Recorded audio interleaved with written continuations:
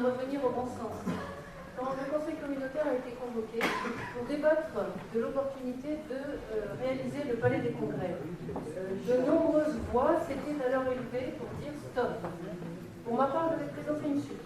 Pour le centre Pompidou, noyé dans le paysage, pour le centre-ville étouffé, pour les communes de l'agglomération embarquées dans cette aventure, et enfin pour nos concitoyens qui n'en peuvent plus. Plus d'un tiers du Conseil a exprimé un désaveu inhabituel, du jamais vu à Metz Métropole, 34 élus contre, 4 abstentions et 69 pour. On sait comment vous avez tranché ce conflit, mais on n'y reviendra pas puisque je dis ce chantier sera inauguré. C'est un pur hasard de calendrier, bien sûr, c'est le même jour que le Conseil des ministres entre allemand à Metz. Le président et la chancelière seront certainement plus occupés ailleurs.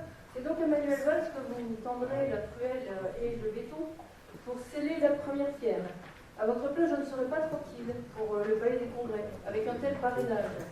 Valls étant, depuis quelques jours, auprès du président le plus impopulaire de la Ve République, le Premier ministre le plus impopulaire après 2 ans d'exercice, avec 27% d'opinion favorable.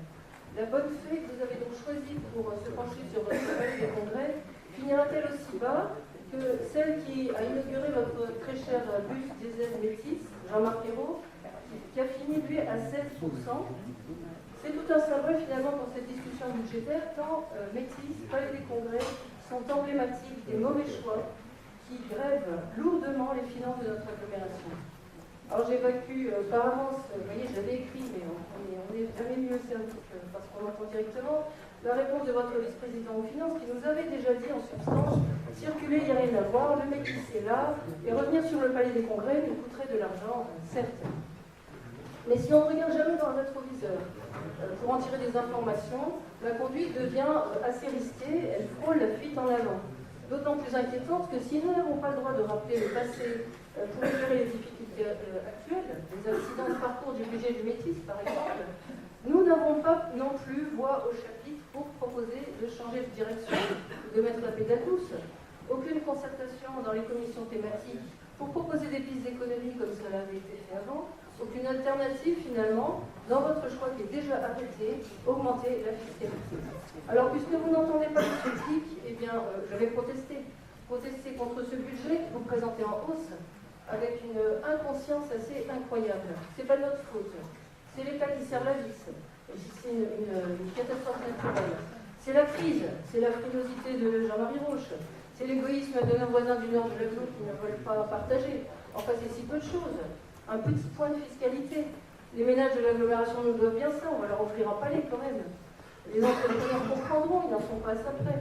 Et les maires n'auront plus qu'à aller faire de la pédagogie auprès de leurs concitoyens exaspérés.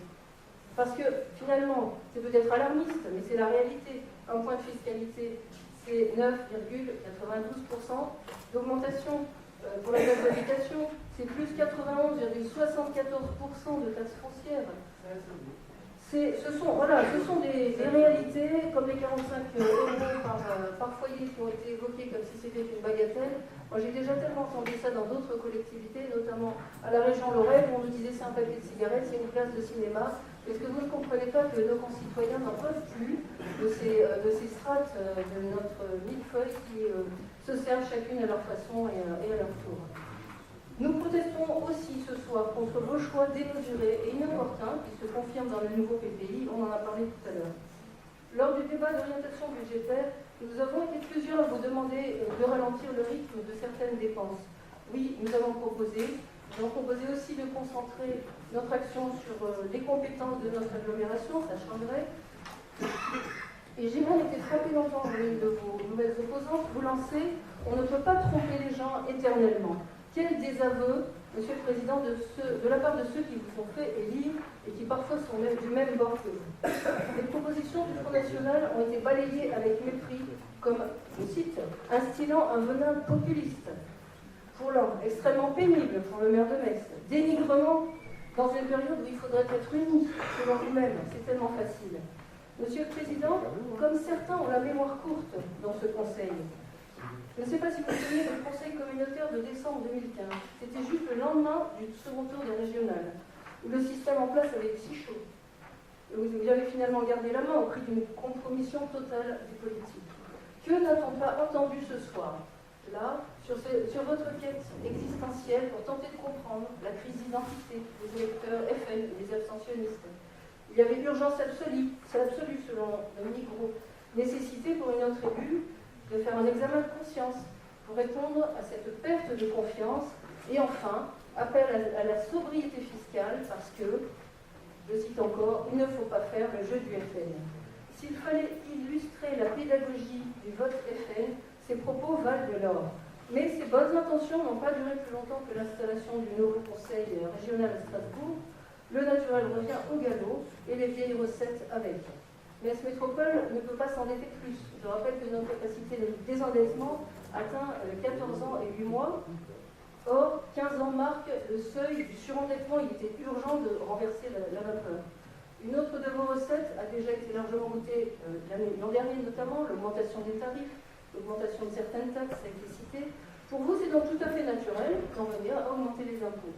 Si les partis dits de gouvernement savaient faire autre chose, ça se saurait, et la France ne serait pas un pays surendetté et surtaxé.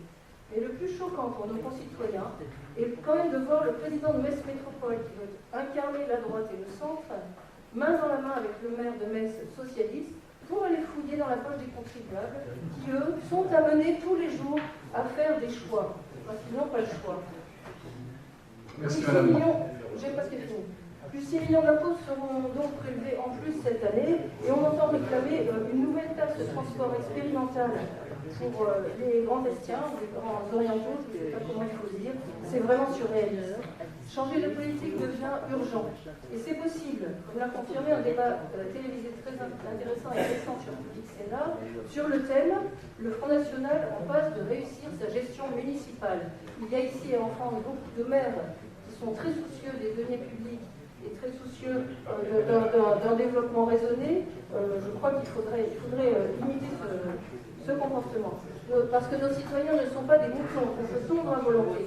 Ils ont le droit, même si ça vous agace, de pleurer sur le lait renversé. C'est une expression révélatrice employée par votre vice-président aux finances.